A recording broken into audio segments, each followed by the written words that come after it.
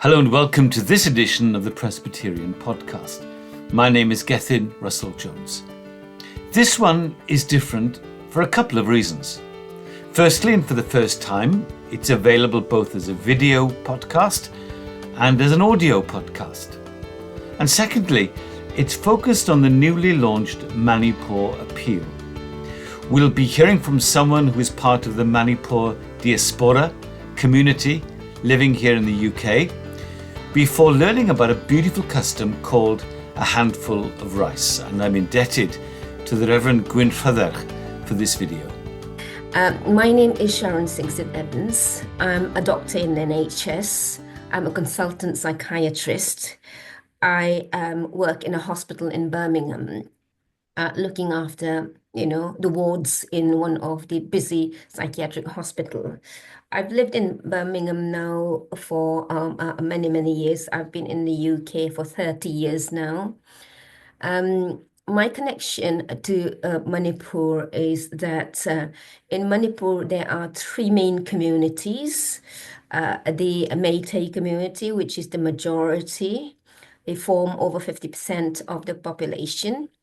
And then two other communities, tribal communities. These are the Naga people and the Kukizo community, which I belong to. We form roughly about, I think, 19% of the total population in Manipur. So I was born in Manipur.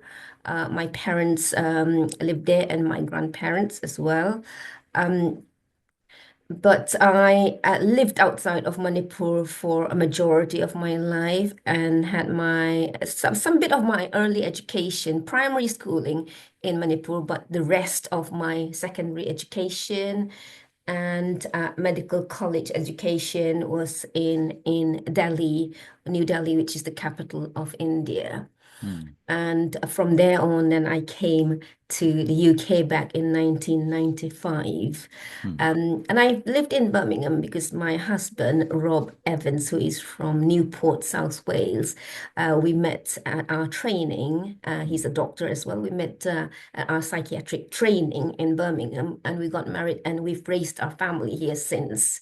So that's a bit of my background. Bless you. Well, welcome, Sharon. It's great to have you with us again. You mentioned the diaspora, this scattered community of Manipur people now living in the UK. And I know when this unbelievable kind of upheaval happened in May 2023, and so many Kukizo people, and I guess Naga people, just had to flee for their lives. Many of whom are now refugees in neighboring countries. I know that prayer became a vital part of a connection with each other, but God and with the Presbyterians. I wonder if you could tell a little bit about how prayer has formed this diaspora, if you like, in the last couple of years. Yes. So when the conflict began in May 2023, the community that was affected was the Kukizo community. Although there were other tribal groups, we were the community that was targeted. And just in terms of the background, we are, a majority of our community are Christians. They profess the Christian faith of various denominations, but or mainly professing Christian faith. We do have some, other who profess Judaism and all that, but the majority are Christians. And the church would have been central to the community, whether they were in the big towns or in little villages, wherever they were. And most of the community lived in the hill areas in Manipur. So the church would have been very, very the primary kind of get together, not just for worship, but for every kind of community gathering. And worship is a central part of our community life. If you ever had a chance years ago to come and encounter our Christmas gatherings and all, you would have known it was not just a Christmas day. It would Mm. be throughout the week, where worship would be taking place every day. So, it forms part of our life. So I think that was greatly, greatly affected because there were over 360 churches and synagogues Mm. which were burnt down and destroyed. Mm. Now, I just want to add here that the churches, obviously, it was the Kukizo churches that were targeted, but also just to add that even among the Métis community, there are Christians, and their churches were targeted by their own community. So Mm. I just want to make that clear. So Mm. in a way, the target was to us as a community, but it was also an extension to the other Christian community amongst the Métis population. Mm. Yeah. So I suppose there was a lot of immediate needs were the physical health needs and all those medical health needs because thousands of people were displaced. They had their villages were burnt down, so they couldn't go back to those villages because those places were not secure. So they had to come to the hill areas which are predominantly occupied by the Kukizo areas. So they have lived in relief camps well, now coming to nearly 2 years. And what that meant is that they have lost not only their homes, but also their local churches. And whilst there are arrangements by the receiving community where the relief camps are to help them with their spiritual needs, there is definitely a gap there because people are going through very miserable feelings and despair and being despondent. And so there is a huge gap there. And whilst we were experiencing this here in the diaspora, far away, unable to help, around autumn of 2023 is when I came across a Zoom link for prayer for the Kukizo people. And it was a link which was from the Presbyterian Church of Wales. And I can't remember exactly how I came across that. I think it was posted in one of our chat groups. And so I decided that, because I had been praying at that time, not just when I say I'm talking about my people in the diaspora, we had been praying, we had little sort of gatherings and all. And we had tried to raise the awareness and the profile of the ethnic kind of cleansing kind of events that were taking place in Manipur through our various local churches and all, but we didn't have any link to a particular kind of Christian organization apart from some link that we have with the Church of England through one of um, our vicars. So we've got a couple of vicars in our community who belong to the Church of England. So through them, we had some kind of raising awareness and all. But this was outside of, what we knew. So it came as a very pleasant surprise, I have to say. And I knew then it was something that that was a seed that was being given to us by God. So I'm part of that, and I'm very blessed. And I think the community now know that that the seed that was kind of sown through this group, prayer fellowship group, might be a little mustard seed to begin with, but it's now growing and, like a tree that sort of offers shade and shelter to all those who come, it is offering comfort to us, and we know by extension that it's offering comfort to our people back in Manipur. Yeah, so yes, we continue to meet every week, and and I think from this grew this fundraising appeal, um, and we are very grateful. We are very grateful to be kind of chosen to be receiving this kind of campaign, and having looked at the previous campaigns that the Presbyterian Church have done, and have blessed many other people from other nations, we feel that this is such a great blessing, and our being here is not a coincidence. Hmm. Sharon, I'm also mindful that towards the end of January this year, 2025, there was a prayer, an in-person prayer meeting in London where members of the diaspora came together. I guess some were already living in London, others came, like you, came from further afield. And you met with other people from the Presbyterian Church of Wales. I guess that must have been quite a moving encounter, particularly as I know, as you heard that day, that the work in India and in that part of India is very close to it came out of Welsh missionary work back in the 19th century. So there's a very close bond between Northeast India uh, and and Wales. I wonder what that meeting was like at which you were present. Yes. So yes, we were very honored to have with us on the 25th of January.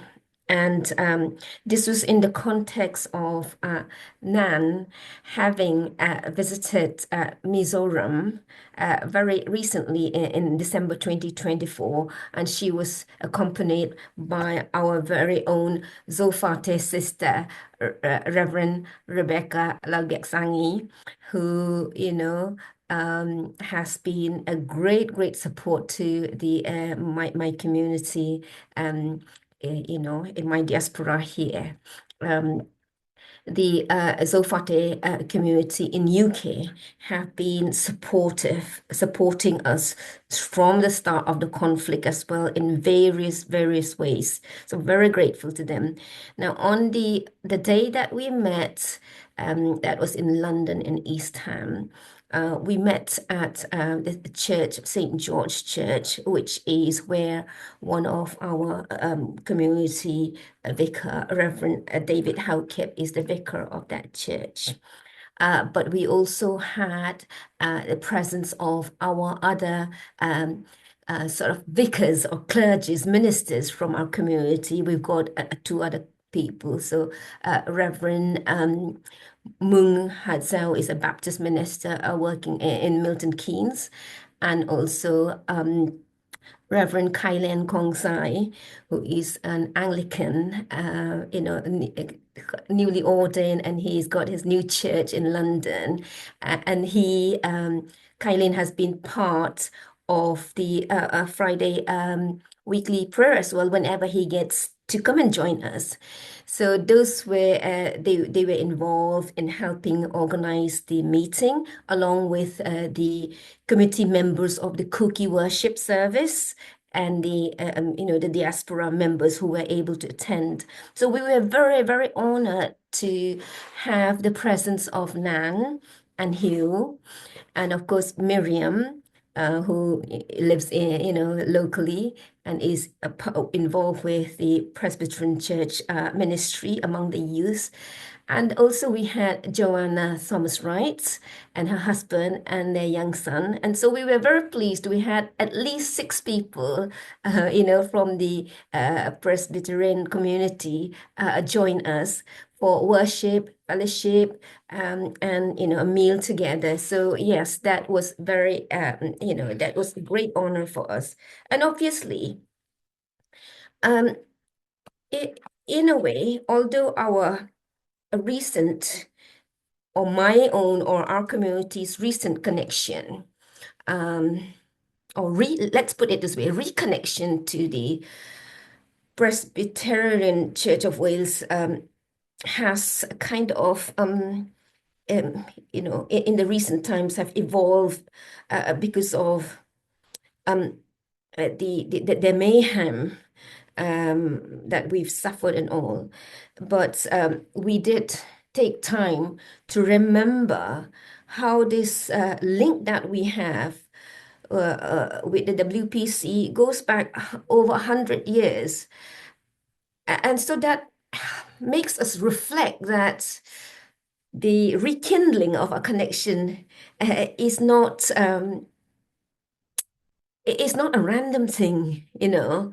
It hasn't just come out of, something that, that's been thrown in the air. There's something about this rekindling. There is a physical rekindling, but there's also emotional and a spiritual rekindling.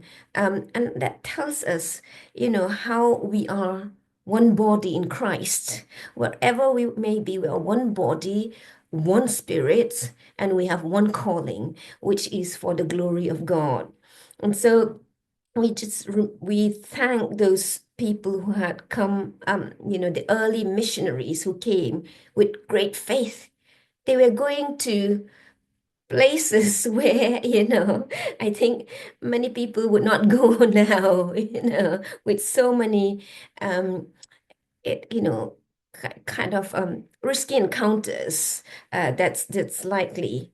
Um, but they went out in faith. They stepped out in faith. They were moved by the Holy Spirit, and they set off from Wales to carry the good news of the gospel of Christ to not not just to Manipur, but to the areas in the northeast of India, and also to Myanmar.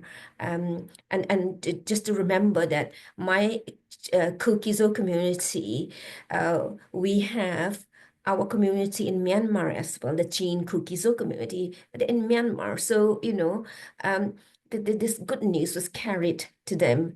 And because of their work, the hearts and minds of my community back then were opened to receive the good news of Christ. And so that's been passed down to generations, to the local people, not just to the Kukizo community, but to the other tribal community, and even reaching to the Métis communities and all. So, and that just reminds me of what Jesus said to his disciples, you start in Jerusalem, and they were not very much loved in Jerusalem at that time, if we remember, You start in Jerusalem, you go out to Samaria, where they were not very much loved either, and because the Jews and the Samaritans didn't get along. And then you step out, and gradually their footsteps enlarge, and they reached worldwide. So I think that's the kind of calling your community, the Presbyterian community, have received from that time.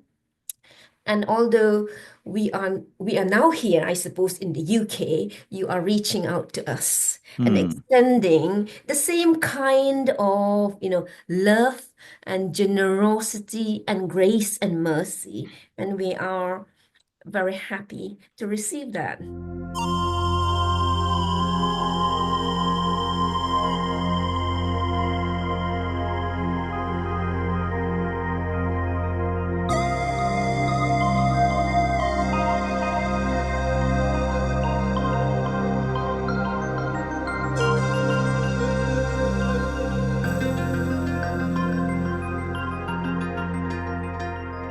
We are in my auntie's kitchen here. My auntie here that's our rice. Auntie Mary. Hello, Auntie Mary. And her daughter, Hello. my cousin, that's Nelly. Hi.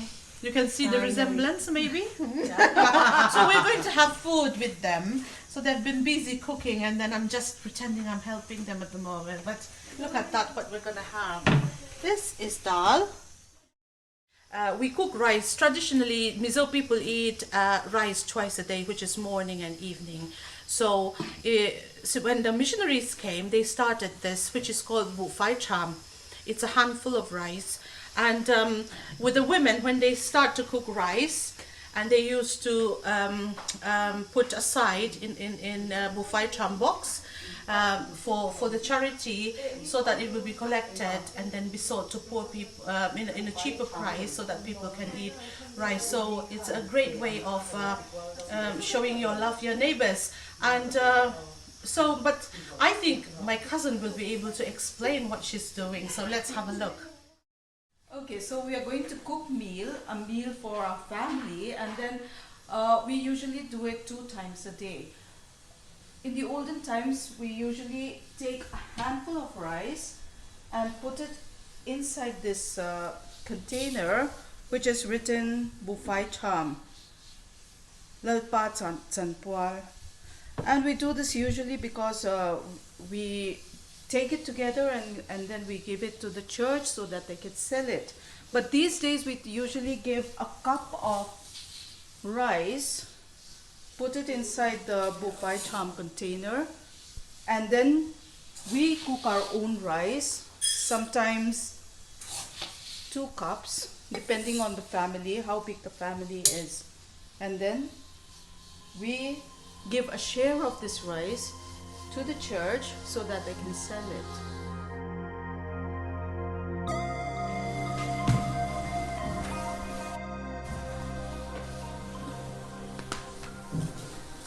We measure it with this cup. This is 1 full cup. 1, 2, 7 cups. And this is Bufai Cham Konnabu. It is a book where we used to take, we used to write the amount of rice that each member of the house put it here. So this is for Mary. So we write 7 here. So we are here at Mission Vang Church Hall, where they sell all the handful of rice. And Mission Vang Church is my local church. And Pitei, Mizo people call her Pitei, but her Welsh name is Miss Gwen Roberts. She is the one who is involved in this handful of rice, and she wrote a wonderful piece in her book as well. And it's Pitei's home church as well here in Mizoram.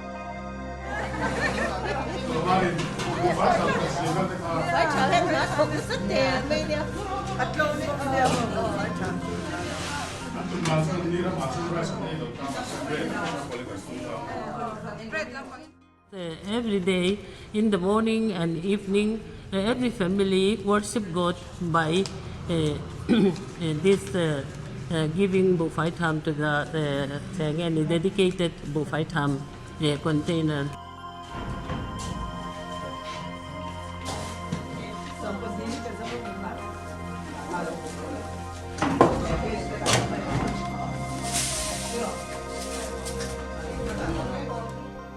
Then every Sunday, these collectors, 676, they collected rice, and that they put in that boxes.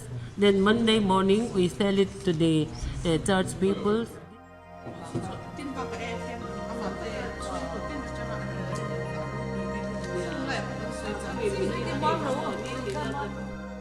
Then at the end of the month, then we submitted in the search committee. Then they submitted again to the Mizoram Synod.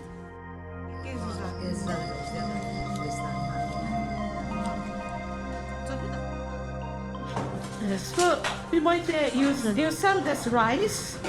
People, how much does it cost? It costs 15 rupees per kg. So it's not cheaper from the market? Yes, it is. 50% cheaper from the market because even from the retail price now it is 30 rupees per kg. Only half of the price. So in that way, the women's ministry is that you sell it very cheap so that everyone can afford. Yes. Can afford it. Okay, that's really good. Thank you.